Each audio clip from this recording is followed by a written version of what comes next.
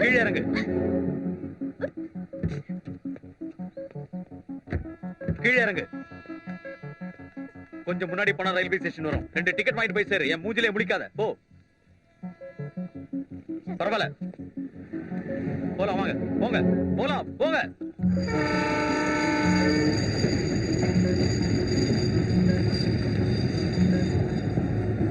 சீக்கிரம் வாங்க. ஏறுங்க. ஜாக்கிரதை ஜாக்கிரதை. உன் பேர் கூட எனக்கு தெரியாது. தப்பா நினைச்சுக்காத.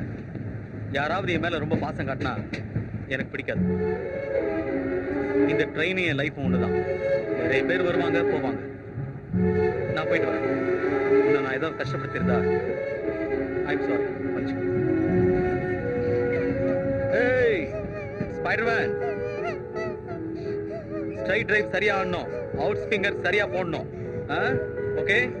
அம்மாவை கஷ்டப்படுத்த கூடாது. என்னால முடியாதுடா. மறுபடியும் பார்க்கலாம். ஓகே?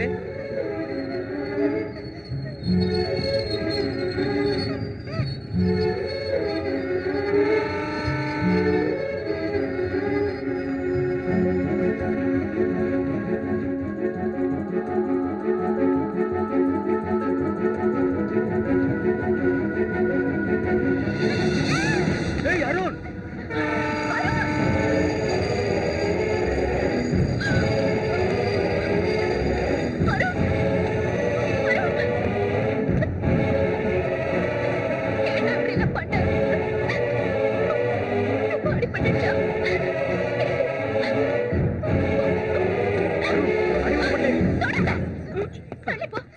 ஏய் உனக்கு ஏதாவது பைத்தியம் பிடிச்சிருக்கா?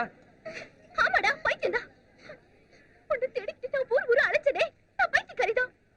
என்கிட்ட ஒரு வார்த்தை பேச மாட்டியான்னு ஏங்கினே, நான் பைத்தியக்காரிதான்.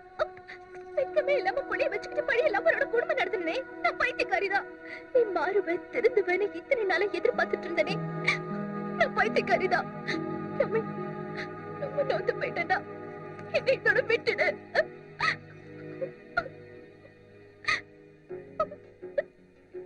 நீ இன்னும் ஞாபகம் வரலையா? ஜானகிடா.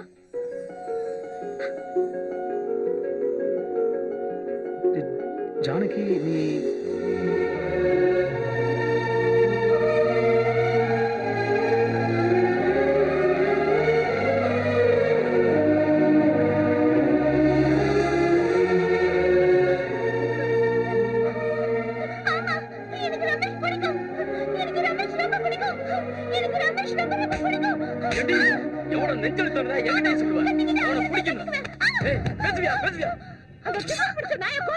திரும்ப ஒரு தடவை அவன் என் கண்ணுல மாட்டினா வெட்டி பொலி போட்டுருவேன். ஜாக்கிரதை.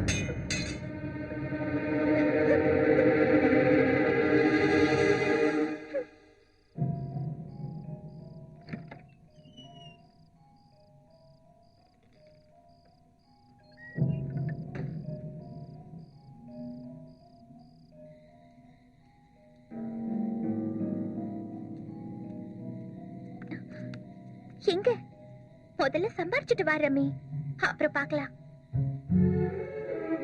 நிச்சயமா உன்னை கஷ்டப்படுத்தணும்னு இல்ல ரமி. அன்னைக்கு என்னோட சூழ்நிலை அப்படி. உன்னை கொண்டுடுவேன்னு எங்க அப்பா மிரட்டினாரு. அதுக்கப்புறம் நாங்க மதுரையில இருந்து சிவகங்கைக்கு போயிட்டோம். எங்க அப்பா சந்திரனோட சேர்ந்து ஏதோ வேலை செஞ்சாரு. கண்டிப்பா அது நல்ல வேலை இல்லைன்னு மட்டும் தெரிஞ்சது. ஒரு நாள் போன அப்பா திரும்பி வரவே இல்லை. ஆச்சரியமா அதுக்காக எங்க வீட்டுல யாருமே வருத்தப்படல.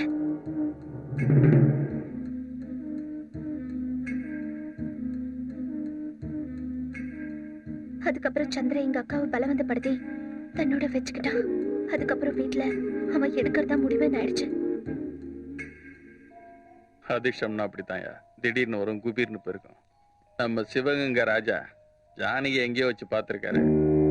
அப்பவே புடிச்சு போச்சான். கல்யாணம் பண்ணா இவ்வளவுதான் பண்ணணும்னு ஒத்த கால நிக்கிறாரு.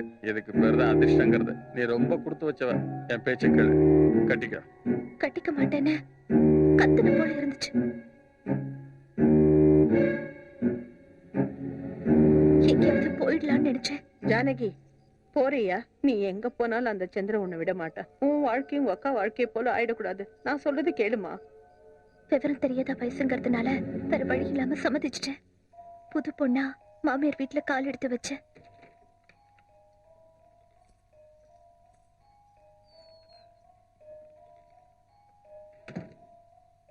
வா கண்ணே வா. இந்த பொண்ணுங்களே இப்படித்தான் புடவையை கட்டிக்கிட்டு அசிங்கமா தெரியவாருங்க. இந்த பூவை கசக்கிறது புடவையை அவுக்கிறதெல்லாம் எனக்கு சுத்தமா பிடிக்காது. என்ன புரியுதா?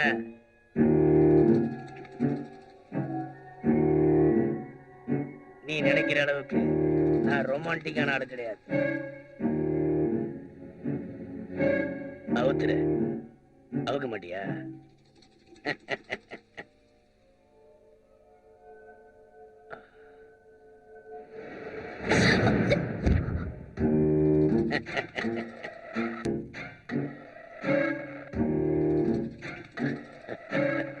சும்மா கும்முனதா இருக்க.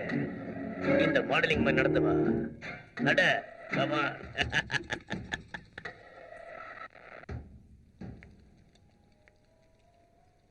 கல்யாணம்னா இதானம்மா? இவ்வளவுதானா? ரொம்ப ஓவரா பண்ணாத. உன்ன மாதிரிதான் எல்லா பொண்ணுங்களும் கல்யாணம் பண்ணிக்கிறாங்க. இனி சாக்கு சொல்லிட்டு இந்த வீட்டுக்கு வராத. அந்த வீட்டுக்கு நான் தான் மூத்த மருமகன்னு சொன்னாங்க. அதுக்கப்புறம் தான் தெரிஞ்சது அந்த வீட்டோட வேலைக்காரியும் நான் தானே.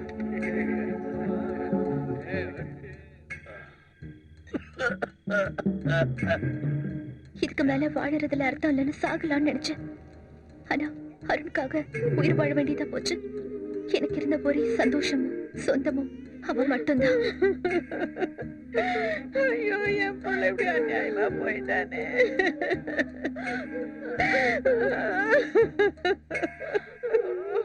விஷயம் தெரியுமா? இந்த நாட்டிலேயே புருஷன் செத்ததுக்கு அழாம இருந்த ஒரே பொண்ணு நான் தான். அண்ணே அண்ணே கதவு தரங்க அண்ணே. நான் கடவுள்கிட்ட இது வரைக்கும் எதுவுமே கேட்டதில்லை. ஆனா முதல் முறையா ஒண்ணு கேட்டேன். அந்த கதவை திறக்க கூடாதுன்னு. ஏழைகளுக்கும் அவளைகளுக்கும் எப்பவுமே காசு கொடுக்காத கடவுள். கேளுங்க. ஐயோ, நீ அண்ணன் போன நான் தான் இருக்கேன்ல, சொன்னா கேளுங்க. அண்ணே கதவை தரங்க. நீ சொன்னா கேளுங்க ப்ளீஸ். கதவை தரங்க.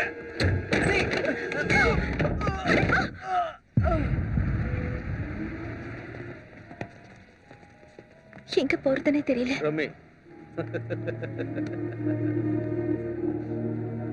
அம்மா ஊருக்கு போறோமா? எந்த ஊருக்கு? மதுரைக்கு. நல்லதோ கெட்டதோ உன்னை பார்க்கணும்னு தோணுச்சு. ரம்மி, நான் கஷ்டப்பட்டுட்டு இருக்கேன்னு உன்கிட்ட சொன்னா நீ நிச்சயமா எனக்கு உதவி பண்ணுவேன்னு எனக்கு தோணுச்சு. மதுரையில அமீர் வீட்டுக்கு போனேன்.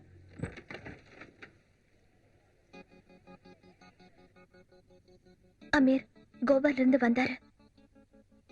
நான் ரம்மிய பார்க்கணும்னா. அவனுக்கு இந்த உலகத்துல யாரு மேலயும் கோவம் இல்லை ஜானகி. அவன் அப்பாவை கூட மன்னிச்சிட்டான். ஆனா உன்னை பத்தி தான் என்ன சொல்றது, எப்பவும் உன்னை பத்தி தான் பேசிக்கிட்டு இருப்பான். உன்னை தேடி அவன் ரொம்ப அலைஞ்சான். நீ கிடைக்கவே இல்லை. அப்புறம் உனக்கு கல்யாணம் ஆயிடுச்சுன்னு தெரிஞ்ச பிறகு உன்னை பத்தி பேசுறதே அவாய்ட் பண்ணிட்டான். அவன் உன் பேரை கேட்டாலே வெறுப்பாயிடுவான். வேண்டாம் ஜானகி, அவனை மறந்துடு. அவனை அப்படியே விட்டு. நம்ம வாழ்க்கையை நம்ம முழுசா புரிஞ்சுக்கிறதுக்குள்ள பாதி வாழ்க்கையை கடந்துடுவோம்னு சொல்லுவாங்க. அதனால மிச்சம் இருக்கிற வாழ்க்கைக்காவது அர்த்தம் இருக்கணும்னு நான் நினைக்கிறேன். இந்த உலகத்துல பொண்ணாவே பொறுக்க கூடாதுன்னா அவள் அந்த சமூக நிம்மதியாவே வாழ விடுறதில்ல. என்ன பேசாம இருக்கீங்க?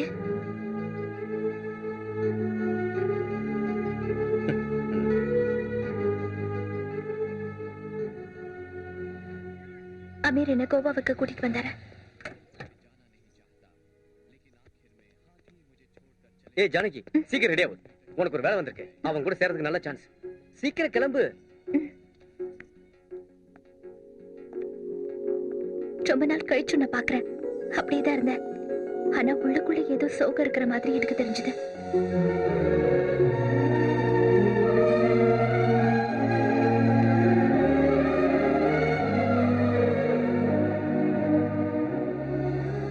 பிரிஞ்சு ரொம்ப நாளாச்சு.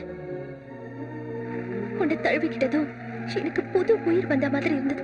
அது காதலும் காமமும் இல்ல, எனக்காக நீ இருக்கங்கிற தைரியம் தந்த நிம்மதி.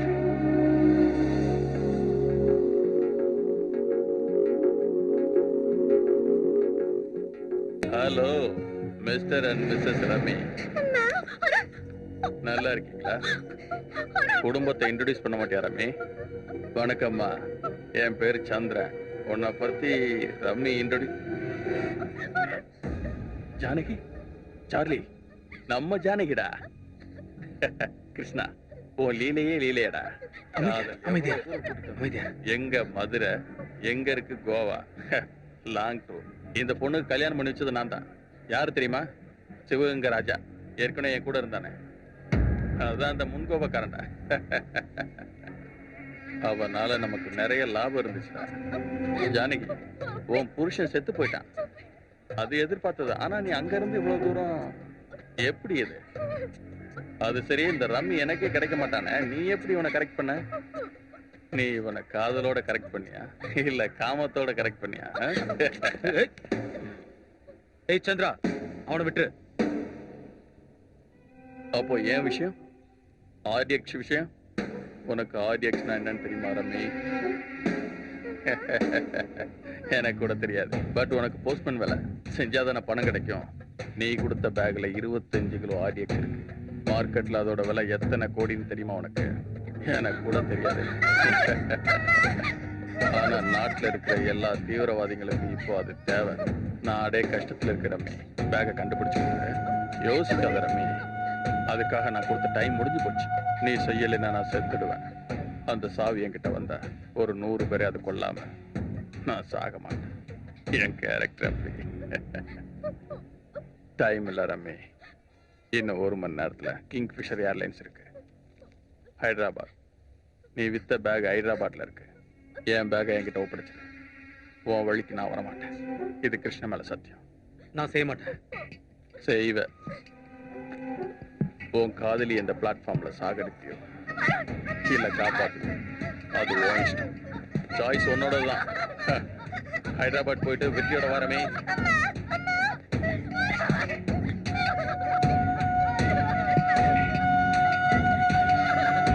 ஜானகி, ஜானகி, அழகு ஜானகி,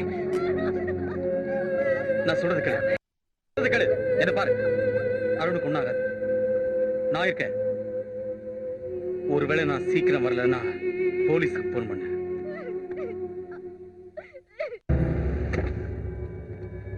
அம்மிக்கு குட் லக் சொல்லு அருண். சொல்லு. அண்ணா, ஒரு கார்டு எடுங்க. கிங் வந்தா சக்சஸ். ஜாக்கி. குட் லக் அண்ணா. அருண், நீ பயப்படாத, நான் சீக்கிரம் வந்துடுறேன். சரியா?